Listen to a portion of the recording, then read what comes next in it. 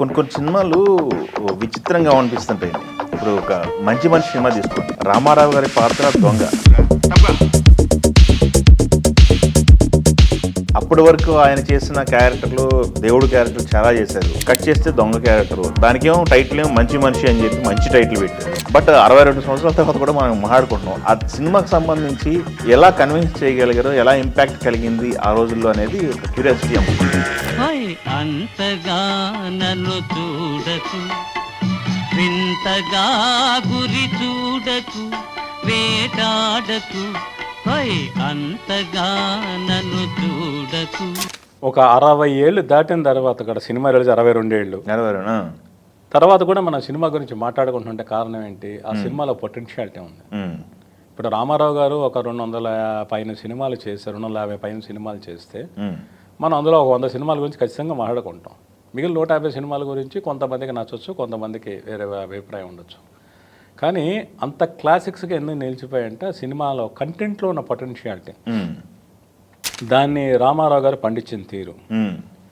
నాకు పాత సినిమాలు అంటే చాలా ఇష్టం. ఇప్పుడు కొత్త సినిమాలు ఎంతగా చూస్తాను. నేను రిలీజ్ అంటే నేను పుట్టక ముందు రిలీజ్ అయిన సినిమా ఇది, అయినప్పటికీ రిపీట్ రన్లో నేను చూశాను విజయవాడ వినోద టాకీస్లో. చూసినప్పుడు నా మనసు బాగా హత్తుకుంది. ఎందుకు హత్తుకుంది అంటే దాని వయసు పెరిగే కొద్దీ, సినిమాలోని ఆ డెప్త్ని అర్థం చేసుకునే కొద్దీ, ఈ కథలో ఒక పాయింట్ అంటే మంచి మనిషి ఎందుకు మంచి సినిమా అయ్యింది అనే దానికి ఒక ఎగ్జాంపుల్ కాదు, ఒకటి చెప్తాను. ఒక దొంగ కొడుకు దొంగే అవ్వాలా, గొప్పవాళ్ళ పిల్లలు గొప్పవాళ్ళే ఉంటారా అనేది ఒక బేసిక్ క్వశ్చన్. ఇది సొసైటీలో ఆ సమయంలో కాదు, ఇప్పుడు కూడా అదే ప్రశ్న. ఒక నేరస్తుడి కొడుకు నేరస్తుడే అవుతాడా? కాకపోవచ్చు కదా. అవును. ఇప్పుడు ఒక పోలీస్ కానిస్టేబుల్ కొడుకు దావుద్ ఇబ్రహీం, మరి పోలీసు వారసత్వం రాలేదు కదా అతనికి.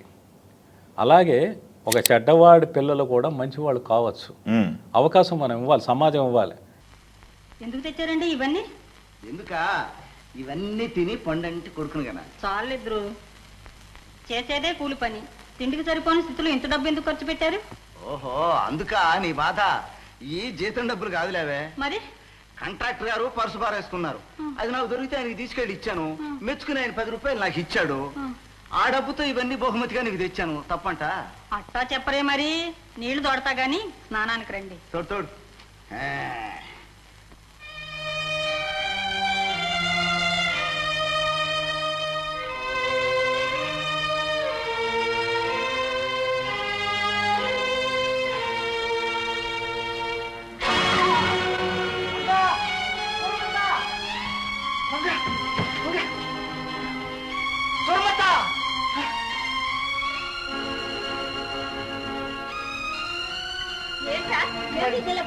మళ్ళీ మూర్చొచ్చింది. అయ్యో రామా, నిన్ను చూడాలి కూడాను. ఏమవుతుందో ఏమో. కళ చూస్తావేరా, త్వరగా వెళ్ళి డాక్టర్ నన్ను తీసుకురా. నువ్వు చూస్తా ఉంటాను, తొందరగా వెళ్ళు.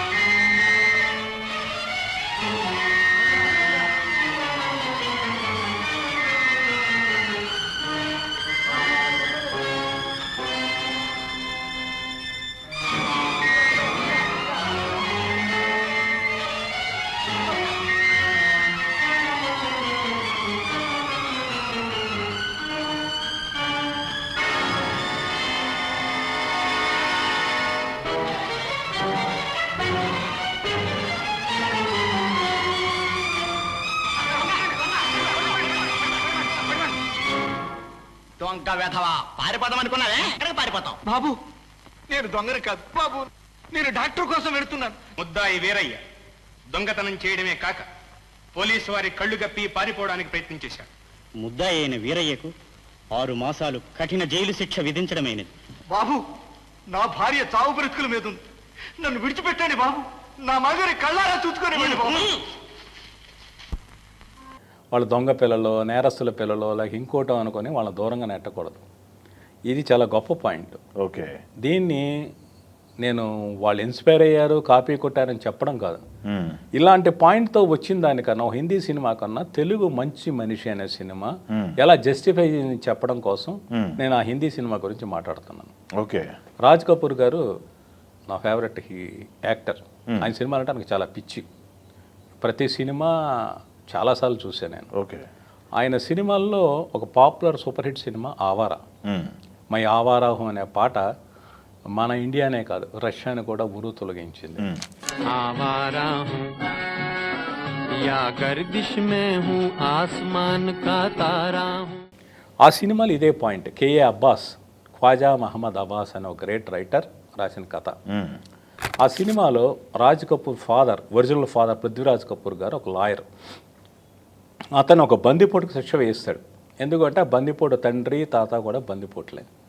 అందువల్ల ఇతను కూడా బందిపోటు అని ఇతను చెయ్యని తప్పుగా శిక్ష వేయిస్తాడు. ఓకే. అందువల్ల బందిపోటు పగబట్టి వాళ్ళ కుటుంబాన్ని నాశనం చేస్తాడు. అంటే వాళ్ళ వైఫ్ని తీసుకెళ్లి కిడ్నాప్ చేసి మళ్ళీ వదిలేస్తాడు. భార్య మీద పృథ్వీరాజ్ కపూర్ క్యారెక్టర్కి అనుమానం ప్రారంభమవుతుంది. ప్రెగ్నెంట్గా ఉన్నవాడిని వీధుల్లో గెంటేస్తాడు. ఆవిడ బిడ్డను కంటుంది. ఆ బిడ్డే రాజ్ కపూర్. ఆ చిన్నప్పటి క్యారెక్టర్ చేసింది రాజ్ కపూర్ గారి తమ్ముడు శశి కపూర్. సో ఆ బిడ్డను ఏం చేస్తాడంటే ఈ జగ్గా అనే డెకాయిట్ ఎంకరేజ్ చేస్తూ వాడిని దొంగ కింద పెంచుతాడు. ఓకే. పెంచి ఏంటంటే జైలుకు వెళ్తుంటాడు, వస్తుంటాడు, రకరకాల స్మగ్లింగ్ పనులు చేస్తూ ఉంటాడు. అలా బతుకుతుండే అతను. ఇదే క్యారెక్టర్కి చివరికి ఏంటంటే ఆ క్యారెక్టర్ ఎలా అయిపోతుందంటే అతను పృథ్వీరాజ్ కపూర్ ఇతను ఎప్పుడు అసహించుకుంటూ ఉంటాడు. అతని మేనకోడ నర్గిస్, ఆ ఫ్రెండ్ కూతురు నర్గిస్ క్యారెక్టర్, వాళ్ళిద్దరూ ప్రేమించకుండా ప్రేమకు అడ్డం చెప్తాడు. ఇలా చివరికి ఏంటంటే జైలు పాలైపోతాడు. ఆ జగ్గా అనే క్యారెక్టర్ని చంపేసి రాజ్ కపూర్ గారి పాత్ర జైలుకి వెళ్తుంది. బట్ జైలు నుంచి తిరిగి వస్తా అనే ఒక హోప్ఫుల్ నోట్తో సినిమా ఎండ్ అవుతుంది. నేను ఆ సినిమా చూసినప్పుడు, అంటే తర్వాత చూసినప్పుడు 1-10 సార్లు చూస్తూ ఉన్నప్పుడు నాకు డౌట్ వచ్చేది. క్యారెక్టర్ రాజ్ కపూర్ గారి పెర్ఫార్మెన్స్ కావచ్చు, ఆయన నిలదీసే అడిగే ప్రశ్నలు కావచ్చు, కాన్వర్సేషన్స్ కావచ్చు, చాలా అద్భుతంగా ఉంటాయి. అది ఇక్కడ మన వేరే రష్యా వాటన్నిటి వేరే దేశాల్లో కూడా సినిమా చాలా పాపులర్. దాన్ని వేగబాండ్ అనే పేరుతో మనం డబ్ చేశారు. సో ఆ సినిమాలో నాకు ఒక క్వశ్చన్ రైజ్ అయింది. ఇదేంటి ఆ జగ్గా అనే క్యారెక్టర్ పృథ్వీరాజ్ కపూర్ అతను తప్పుగా శిక్షించాడు. సో పగ ఎవరి మీద ఉండాలి? ఆ లాయర్ క్యారెక్టర్ మీద ఉండాలి. అది వదిలేసి ఆడి కొడుకు జీవితం మొత్తం సర్వనాశనం చేశాడు కదా, ఇది అన్యాయం కదా అని అనిపించింది. అంటే రాజ్ కపూర్ గారి పెర్ఫార్మెన్స్ చాలా అద్భుతం అనిపిస్తుంది సినిమా. కానీ బేసిక్ క్వశ్చన్ అలాగే ఉండిపోయింది. ఆ క్వశ్చన్కి ఆన్సర్ ఎన్టీఆర్ గారు యాక్ట్ చేసిన మంచి మనుషులు నాకు దొరికింది. కొత్త కారు కొనమని ఎన్నిసార్లు చెప్పాను మీకు? సారీ, ఏమిటి సార్ కార్ ఆగిపోయింది? ఇంజిన్ స్టార్ట్ కావట్లేదు సార్. మరేం పర్వాలేదు, నేనున్నాను సార్. ఓ బ్యాటరీ సార్, వెనక నుంచి ఒక్క పుష్ ఇవ్వండి చాలు.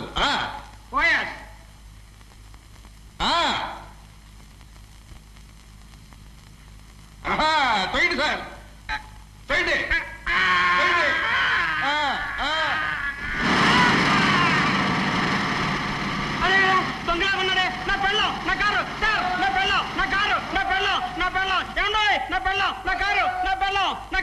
సో ఇలాంటి పాయింట్తోనే పినిశెట్టి గారు, మన డైరెక్టర్ రవిరాజ పినిశెట్టి గారి ఫాదర్ పినిశెట్టి గారు ఈ సినిమా కథా మాటలు రాశారు.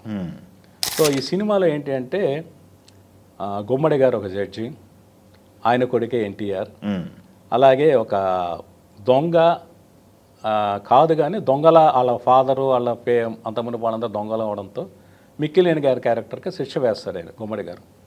వేస్తే ఆ మిక్కిలినేని పగబట్టి ఈ కుర్రోని ఎత్తుకెళ్ళిపోతాడు. ఈ కుర్రోని ఎత్తుకెళ్ళిపోయి తన బిడ్డని గుమ్మడి గారి కొడుకుగా ఉంచుతాడు. ఓకే. ఉంచి ఏంటంటే ఈ పిల్లోని చిన్నప్పటి నుంచి దొంగతనాలు అలవాటు చేసి ఎన్టీఆర్ క్యారెక్టర్ని ఒక చెడ్డాడు కనుక పెంచుతాడు. అలాగే చేస్తుంటాడు. ఆయన జైలుకి వెళ్తుంటాడు, వస్తూ ఉంటాడు, ఇలా నడుస్తూ ఉంటుంది. బట్ ఈ బిడ్డలను మార్చిన విషయం మాత్రం ఒక నర్సుకు తెలుసు. సో చివరికి ఏంటంటే ఎన్టీఆర్ గారు గుమ్మడి గారి మేనకోళ్ళు జమున్ని ప్రేమిస్తాడు. ఆ లవ్ని యాక్సెప్ట్ చేయడు గుమ్మడి. ఇతను ఇలా స్ట్రగుల్ అయ్యి తను జైలుకి వెళ్ళాల్సిన సిచ్యువేషన్ వస్తుంది. దాని వెనక కూడా చాలా ఎమోషన్ సీన్ ఉంటుంది. సో దాని గురించి చెప్పే ముందు నేను ముందు ఈ క్వశ్చన్కి ఆన్సర్ చేస్తాను. మిక్కిలినేని క్యారెక్టర్ చివరికి రియలైజ్ అయ్యి ప్రీ క్లైమాక్స్లో అంటాడు, మీ నాన్న మీద కోపంతో నీ జీవితం నాశనం చేశాను, నేను చేసింది తప్పు. ఆవారాలో నన్ను వేధించిన ప్రశ్నకి మంచి మనిషి సినిమాలో ఆన్సర్ దొరికింది. రంగనాథన్ గారు నన్ను క్షమిస్తారు. ఎందుకు ఏమిటి? వేణు మీ బిడ్డ మీ మీద కక్ష కొద్దీ వేణుకి తీరని అపకారం చేశాను. నా జీవితంలో ఘోర అపచారం చేశారు బాబు. ఇది నిజమా వీరయ్య? నిజమా ఇది? నిజం బాబు. ఇదిగో నా రక్తం సాక్షిగా చెప్తున్నా. నిజం బాబు, ఈ చేతులతోనే బిడ్డలు మార్చాను. అతను తండ్రి మీద తెచ్చుకున్న కొడుకు మీద తీసుకుని జీవితం నాశనం చేశాడు. ఇక్కడ కొడుకు మీద జీవితం నాశనం అయింది, కానీ తన తప్పు ఆ బందిపోటు తెలుసుకోవడం అనేది నాకు అత్యద్భుతంగా నచ్చిన పాయింట్. ఇది మొదటి పాయింట్. ఓకే. రెండోది, దొరికేంత వరకు అందరూ దొరలే అనే మనకు సామెత. ఇప్పుడు ఎన్టీ రామారావు గారి క్యారెక్టర్ కూడా రకరకాల దొంగతనాలు చేస్తుంది, లాకర్లు ఓపెన్ చేస్తూ ఉంటుంది. అంటే ఇన్సిడెంట్లు బాగా ఈ సినిమాకి నిలబెట్టిన సీన్లు, సన్నివేశాలు లేదా పాటలు అంటే మీరేం చెప్తారు? పాటలు చాలా సూపర్ హిట్స్ ఉన్నాయి. ఇందులో ఒక ఇన్సిడెంట్ నేను మర్చిపోలేను, ఒక ఇన్సిడెంట్ చెప్తాను. చెప్పండి. ఒక గుమ్మడి గారి ఇంట్లోనే ఇక్కడ ఒక పార్టీ జరుగుతూ ఉంటుంది. ఓహో గులాబీ బాల అనే పాట ఉంటుంది, జగ్గయ్య గారు పాడేది. సో జగ్గయ్య గారు జమును ప్రేమిస్తూ ఉంటాడు, ఆయన గుమ్మడి గారి కొడుకుగా చాలామణి అవుతుంటాడు. ఈ జమున క్యారెక్టర్ ఏమో ఎన్టీఆర్ గారిని ప్రేమిస్తూ ఉంటుంది. సో ఆ ట్రయాంగిల్లో అంతా కూడా పాటలు అంతా సెటైర్గా ఎన్టీఆర్ క్యారెక్టర్నే తిడుతూ జగ్గయ్య పాట పాడుతూ ఉంటాడు ఆయన. కొంటె తుమ్మెదల వలచేవు, దుంటితే నిలందించేవు, మోసం చేసి మీసం దువ్వే మోసకాదులకు లొంగేవు లొంగేవు. ఓహో గులాబీ బాల, అందాల ప్రేమ మాల. ఆ టైంలో ఏంటంటే ఒక లాకర్ వస్తుంది. ఆ లాకర్ ఏంటంటే ఆటోమేటిక్ లాకర్. ఆ లాకర్లోకి వెళ్తే చటుక్కుని డోర్ మూసుకుంటే అది ఓపెన్ కాదు. సో అదేంటంటే అప్పుడు అదే టైంలో ఆ లాకర్లోకి ఒక పోలీస్ ఆఫీసర్ కూతురు ఆడుకుంటూ, బాలయ్య గారు అనుకుంటా క్యారెక్టర్ చేసింది. ఆయన వైఫ్ క్యారెక్టర్ మన తమిళనాడు ముఖ్యమంత్రి జయలలిత గారి మదర్ సంజయ్ గారు అనుకుంటా చేశారు. ఆ పాప ఆడుకుంటూ వెళ్ళి ఆ బీరువా లాకర్ దొంగ దాగుడు మూతలో ఉన్న అందులో లాక్ అవుతుంది. లాక్ అయితే వీళ్ళు టెన్షన్ పడుతుంటారు, పోలీస్ ఆఫీసర్ కూడా. ఏంటంటే బదలు కొట్టడానికి తప్పితే ఇంకో దారి లేదు. అంతవరకు పాపకి గాలి ఆడుతుందో ఊపిరాడకుండా చనిపోతుందని టెన్షన్. దాంట్లో ఒక అతను చెప్తాడు ఏంటి అంటే, ఒక గజ దొంగ మాత్రమే తీయగలడు. అటువంటి గజ దొంగ ఆల్రెడీ చాలా దొంగతనాలు చేసి ఇలాగా లాకర్ తలుపులు బదలు కొట్టి చేశాడు. కానీ ఆ దొంగ ఎక్కడ వాడి వల్ల తప్పితే ఇంకోళ్ళ వల్ల ఇది ఓపెన్ చేయడం కాదు అనుకుంటే అదే పార్టీలో ఎన్టీఆర్ గారు ఆయన ఒక్క క్షణం డైలమాలో పడతాడు. కళ్ళమ్మట నీళ్ళు వస్తుంటాయి, పాప ఇరుక్కుంది, చచ్చిపోతుంది. తను సేవ్ చేస్తే దొంగని తెలిసిపోవచ్చు. అప్పటి వరకు జమున గారి క్యారెక్టర్ మధ్య జగ్గయ్య క్యారెక్టర్ చెప్తున్నా అతను దొంగ దొంగ అని చెప్తూ ఉంటాడు. సో ఇప్పుడు రెడ్ హ్యాండెడ్గా దొరికిపోతాడు. ఏం చేయాలి? ఆ పాపను కాపాడాలా వద్దా? ఓకే. పాపను కాపాడితే తను దొరికిపోతాడు, తను దొరకకుండా ఉంటే పాప చచ్చిపోతుంది. ఇది డైలమా. ఇప్పుడు మంచి మనిషి అనే టైటిల్ ఎందుకు పెట్టారు అన్నానికి ఇది ఒక ఎగ్జాంపుల్.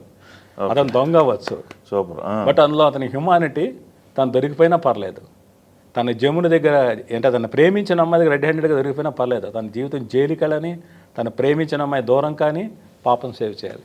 వెళ్ళి సేవ్ చేస్తాడు. సేవ్ చేసిన వెంటనే ఆ లాకర్ తీసుకొచ్చినట్టు చెప్తారు ఇతనే దొంగ అని. అంటే అప్పుడు వెళ్ళి పోలీస్ ఆఫీసర్ బాలయ్య గారికి అర్థం సరెండర్ అవుతాడు, మీరు వెతుకుతున్న దొంగని నేనే, నన్ను అరెస్ట్ చేయండి అని. అందరూ షాక్ అవుతారు. ఇది ఆ సినిమాలో చాలా హైలైట్ సీన్. ఓకే. అయితే ఆ గజ్జి దొంగ వీడేనా?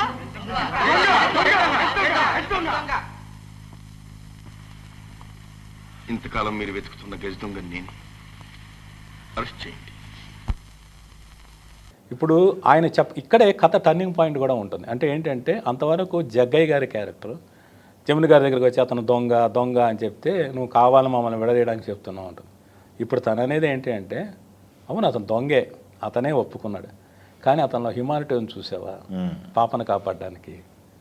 తను దొరికిపోయినా సరే పర్లేదు, ఒక మనిషి ప్రాణం కాపాడాడు, అతను గొప్పవాడు అని చెప్పి ఆ అమ్మాయి క్యారెక్టర్ రిలీజ్ అవుతుంది. జగ్గయ్య గారి క్యారెక్టర్ కూడా రిలీజ్ అవుతుంది. ఎన్టీఆర్ గారి తరఫున వాదించడానికి జగ్గయ్య గారి కోర్టులోకి ఎంటర్ అవుతుంది. ఓహో. సో అంతవరకు అతన్ని అనుమానించిన క్యారెక్టర్లే అతను పాజిటివ్గా మారుతాయి. ఎందుకంటే ఇతను చేసిన ఇన్సిడెంట్ వల్ల. ఇది ఆ సినిమా మొత్తానికే కాదు, ఇప్పటికీ నాకు గుర్తుండిపోయిన సీను. ఈవేళ వేణు కేసు విచారణ. నీ బాధ నాకు తెలుసు. ప్రేమించిన మనసే బాధపడుతుంది. బాధ లేని ప్రేమలో బరువు ఉండదేమో. కానీ మనసులో కల్లోలం చెలరేగినప్పుడే మనిషికి నిగ్రహం కావాలి. వస్తాను సుశీ. బాబా, ఆనాడు నువ్వు నిజం చెప్పావు, కానీ అర్థం చేసుకోలేకపోయాను. నలుగురిలో నవ్వుల పాలయ్యాను. వేణు నన్ను ఇంత దగా చేస్తాడనుకోలేదు. అతను త్యాగానికి మారు పేరనుకున్నా. ఇంత నీచత్వానికి దిగజారుతాడనుకోలేదు. బాబా, నేను ప్రాణంతో సమానంగా ప్రేమించే వ్యక్తి పేరు మోసిన గజ దొంగ. నాకింక విలువేముంది? నా జీవితానికి వెలుగేముంది? సుశీ, ఆ రోజున ఆవేశంలో నన్ను అపార్థం చేసుకున్నావు. ఈ రోజున వేణుని గురించి అలాగే పొరపాటు పడుతున్నావు. పొరపాట? అవును, ప్రశాంతంగా ఆలోచించు. వేణు దొంగే కావచ్చు, అతనిలో మంచితనం ఉంది, అంతకు మించిన మానవత్వం కూడా ఉంది. లేకపోతే పరాయి బిడ్డ ప్రాణం కాపాడడం కోసం తన చేతులారా తన భవిష్యత్తు నాశనం చేసుకుంటాడా? అతను ఆ త్యాగమే చేయకపోతే 10 మందిలో అవమానం పాలయ్యేవాడే కాదు. ఏమంటావు? నిన్ను నమ్మించి పెళ్లి చేసుకుని సుఖపడే అవకాశాన్ని కూడా లెక్క చేయలేదు. దేనికోసం? వేణు హృదయం ఉన్న మనిషి. అతను లాంటి వాళ్లే చేసిన తప్పుల్ని దిద్దుకోగలరు, త్యాగాలు చేయగలరు. వేణు కోసం, న్యాయం కోసం నేను వాదిస్తాను. ఇక్కడ ఇంకో చిన్న విషయం ఏంటంటే, కృష్ణ గారు సత్యనారాయణ గారు కలిసి మామ వాళ్ళ సవాలని ఒక సినిమా చేశారు. అవును, మామ 1980లో ఎప్పుడో వచ్చింది. ఓకే. అందులో సీన్ ఉంటుంది. చంద్రమోహన్ గారు కృష్ణ గారి ఫ్రెండ్ తమ్ముడు, రంగనాథ్ గారి తమ్ముడు, అతను ఇలాగే ఒక లాకర్లో పిల్లలు ఆడుకుంటూ ఇరుక్కుపోతారు. అల్లు రామలింగ గారి కూతురు అనుకుంటా సినిమాలో. పాప ఇరుక్కుపోతే అందరు టెన్షన్ పడతారు, పాప ఏమైపోతుందని. చంద్రమోహన్ వచ్చి ఓపెన్ చేస్తాడు. ఓపెన్ చేస్తే పాపను కాపాడతాడు. నేను దొంగ కాదు, కానీ ఇతనిలోని టాలెంట్ చూసి విలన్స్ సిలోన్ మనోహర్, ప్రభాకర్ రెడ్డి గారి క్యారెక్టర్, తర్వాత జయమాలిని, వీళ్ళందరూ అతను వాడుకుంటారు. ఇది ఆ సినిమాలో వేరే. బట్ ఈ సీన్ మాత్రం మంచి మనిషి సినిమా నుంచి ఇన్స్పైర్ అయిందని అనిపిస్తుంది. Okay okay. ఇప్పుడు ఈ మంచి మనిషిలోని ఈ ఒరిజినల్ సీన్ వెనకాల ఉన్న ఒక కథ చెప్తాను. ఓ హెన్రీ అని ఒక పాపులర్ రైటర్ ఆయన. ఓకే. ఆయన కథల ప్రత్యేకత ఏంటంటే కథ చివరిలో మనం ఊహించిన ముగింపిస్తాడు.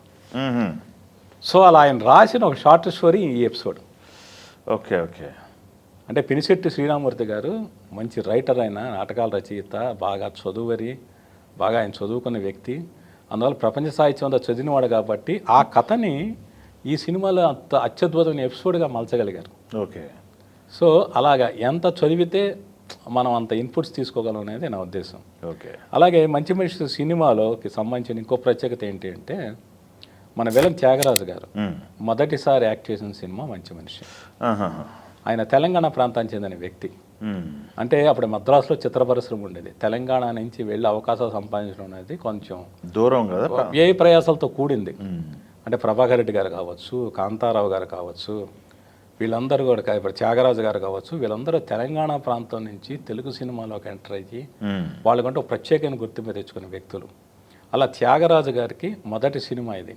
ఓకే. ఆయన ఈ సినిమాలో ఎన్టీఆర్ దొంగతనాలు చేసే ఆ ముఠాకి నాయకుడి కింద యాక్ట్ చేశారు. ఓకే. సో అలా త్యాగరాజు గారి పరంగా ఈ సినిమా ఒక ప్రత్యేకంగా నిలిచిపోయేది. Okay, super sir. Morning boss. Morning Venu. Yes boss.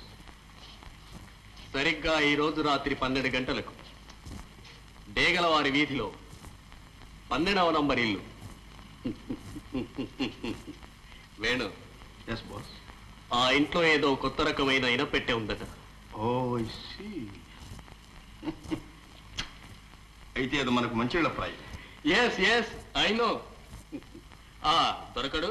Boss, wires కత్తిరించడం నీ పని. ఓకే బాస్, మన చేతిలో ఉంది కత్తి. 62 సంవత్సరాల తర్వాత మంచి మనిషి గురించి మనం ఆడుకుంటున్నామంటే మిమ్మల్ని బాగా ఇన్స్పైర్ చేసిన సినిమా అనగా ఇంకొకటి అంటే, ఈ సినిమాలో పద్మనాభం గారి క్యారెక్టరు పోలీస్ కావాలని తాపత్రయపడుతుంది. అతను పొట్టువాడని పోలీస్ జాబ్ రాదు. అతని ఫాదర్ క్యారెక్టర్ రమణారెడ్డి గారు. ఆయన పోలీసుగా పనిచేసి చనిపోయి ఉంటాడు. ఇక్కడ ఏంటంటే సినిమాలో రమణారెడ్డి గారు ఎక్కడ ఏ సీన్లో కనపడరు, ఓన్లీ ఫోటో ఫ్రేమ్లోనే కనపడతారు. ఆయన కొడుకు పద్మనాభం క్యారెక్టర్ ఆడుతుంది. నాన్న ఇప్పుడు ఏం చేయమంటావు అంటే ఆయన ఒక ఎక్స్ప్రెషన్తో సమాధానం చెప్తూ ఉంటాడు. ఓహో. సో ఓన్లీ ఫోటోల ఎక్స్ప్రెషన్సే. ఇది నేను చెప్తుంటే మీకు ఒక సినిమా గుర్తొస్తుంది, మగ మహారాజులో అల్లు రామలింగయ్య గారు. అందులో అల్లు రామలింగయ్య గారు కూడా ఓన్లీ ఫోటోలోనే కనపడతారు, ఫోటో ఫ్రేమ్స్లోనే డిఫరెంట్ ఎక్స్ప్రెషన్స్ వేస్తారు. ఆ ఎక్స్ప్రెషన్స్ మనల్ని విపరీతంగా నవ్వించాయి. సో మగ మహారాజ్ సినిమాలో అల్లు రామలింగయ్య గారి పాత్ర ఫోటో ఫ్రేమ్లో కనపడిన దానికి, ఇక్కడ మంచి మంచి సినిమాలో రమణారెడ్డి గారి పాత్ర ఫోటో ఫ్రేమ్లో ఇచ్చిన ఎక్స్ప్రెషన్స్ ఇన్స్పిరేషన్ అయి ఉండొచ్చు. మేబీ అయి ఉండొచ్చు. నీ గౌరవ ప్రతిష్టలు నిలబెట్టప్పుడు కదా నా జన్మ సార్థకమయ్యేది. కానీ ఏమి లాభం, నేను పొట్టివాడని నాకు ఉద్యోగం ఇవ్వడం లేదు. నాన్న బిడ్డ, నాన్న నిరాశ వలన నీ కృషి ద్వారా ప్రభుత్వాన్ని మెప్పించు. పొట్టివాడివైనా గట్టివాడివని ఒప్పించు. ఉద్యోగం సంపాదించు. ఉద్యోగం సంపాదించిన తర్వాత లంచాలు మాత్రం పుచ్చుకోకు. తర్వాత ఈ సినిమా సంబంధించి ఇంకో విశేషం ఏంటంటే, ప్రత్యేకాత్మ గారు అప్పటి ప్రముఖ దర్శకుడు ఆయన రామారావు గారితో చేసిన మొట్టమొదటి సినిమా ఇది. అవునా? ఓకే. మంచి మనిషి. ఆయన ఎక్కువ నాగేశ్వరరావు గారితో ఎక్కువ సినిమాలు చేశారు. రామారావు గారితో చేసిన 2 సినిమాలు, ఒకటి మంచి మనిషి, ఆ తర్వాత దీక్ష అని ఇంకో సినిమా. ఈ 2 సినిమాలు చేశారు. ఓకే. ఇక్కడ ఇంకో తమాషా ఏంటి అంటే, ఇప్పుడు ఎన్టీ రామారావు గారు దాదాపు ఒక 5 దశాబ్దాల పాటు ఆయన హీరోగా వెలిగిన వ్యక్తి. ఎందరెందరో మహానుభావులైన దర్శకులతో పనిచేశారు. బట్ తండ్రి కొడుకుల డైరెక్షన్లో యాక్ట్ చేయడం అనేది చాలా రేర్గా జరిగే ఘట్టం. అక్కడ కేఎస్ ప్రకాశ్రావు గారి డైరెక్షన్లో ఆయన చాలా సినిమాలు చేశారు. విచిత్ర కుటుంబం కావచ్చు, ఇలాంటి సినిమాలను చేశారు ఆయన. ఇంకా ఆయన కుమారుడు రాఘవేంద్రరావు గారి డైరెక్షన్లో ఎలాంటి సినిమాలు చేశారో మనకు తెలుసు. అడవి రాముడు, వేటగాడు, కొండవేటి సింహం, 1-2 మేజర్ చంద్రకాంత్, ఆయన ఎన్ని సినిమాలు చేశారు, అన్ని black busters, industry hits, records. అలా ప్రత్యేకాత్మ గారి డైరెక్షన్లో 2 సినిమాలు చేశారు, మంచి మనిషి, దీక్ష అని. వాళ్ళ అబ్బాయి కే వాసు గారితో ఒక సినిమా చేశారు, సర్దారాముడు అని. జంగ్లీ అని షమీ కపూర్ సినిమా రీమేక్ అది చేశారు. సో అలా తండ్రి కొడుకులతో చేయడానికి నాంది పలికింది కూడా మంచి మనిషి సినిమా. ఓకే, థ్యాంక్ యూ అండి, థ్యాంక్ యూ వెరీ మచ్. ఇప్పుడు మీ ఇద్దరు మాకు బిడ్డలే బాబు, ఇద్దరు బిడ్డలే. బాబు కంటేనే బిడ్డవుతాడా? పెంచిన ప్రేమకు విలువలేదా? బాబు నేను నీకు అమ్మను కాదు. అమ్మా బాబు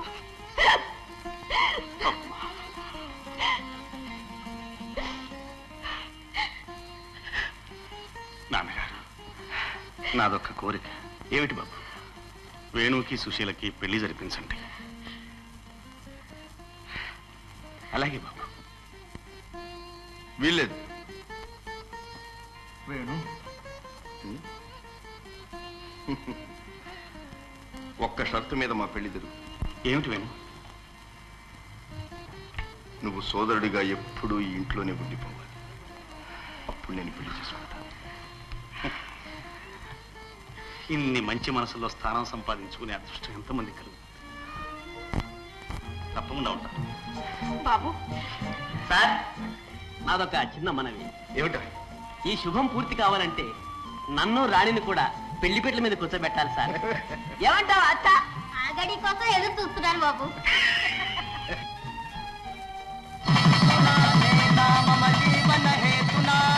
కంటే భద్రామి శుభే సంజీవ శరదశతం దీర్ఘమాయు శతమానం భవతి శతాయు పురుష ప్రతేంద్రియ ఆయుష్యేవేంద్రియే ప్రతిష్టతి. झन झन झन